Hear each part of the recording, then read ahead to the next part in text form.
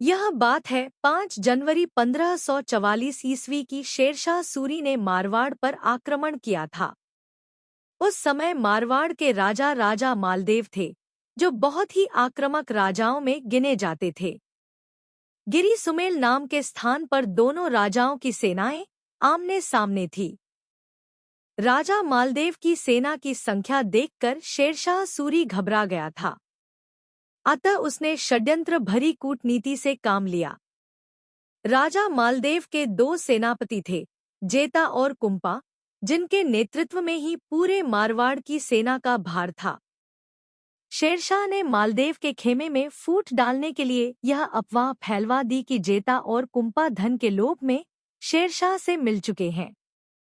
राजा मालदेव अपनी सेना लेकर जेता और कुंपा को छोड़कर वापस जोधपुर लौट गए।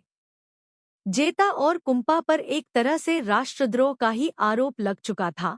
अब इस कलंक को कैसे अपने माथे से उतारे, क्योंकि राजा मालदेव के जाने के मतलब था जेता और कुंपा पर आजीवन गद्दारी का दाग लगने वाला है। उन दोनों वीरों ने जीवन से ज्यादा महत्वपूर्ण सम्मान चुना। उन्होंने आनन फानन में स्थानीय ग्रामीणों और अपने खेमे के बचे खुचे सैनिकों को मिलाकर 7,000 के आसपास की सेना खड़ी की। जोश भरे पराक्रम व अदम्य साहस के साथ राव जेता, राव कुंपा, नरा चौहान व अन्य सेनानायक अपने 8,000 सैनिकों के साथ शेरशाह की 80,000 अफगान सेना पर काल बनकर पर टूट पड़े। संख्या बल में कम, लेकिन जुनूनी पराक्रम से लबालब इन सेना नायकों ने शेरशाह की सेना में खौफ भर दिया।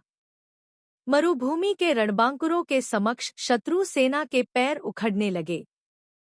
शेरशाह मैदान छोड़ने का निर्णय करने ही वाला था कि इसी समय संयोग से जलालुद्दीन जलवानी अतिरिक्त सैन्य बल के साथ वहां आ पहुंचा, जिससे पासा पलट गया और प्रमुख सामंत जेता राठौड़, कुंपा राठौड़, चांग के लखा चौहान के 2 पुत्र व अनेक मारवाड़ के सरदार आखिरी वक्त तक शत्रु सेना से संघर्ष करते हुए वीरगति को प्राप्त हुए।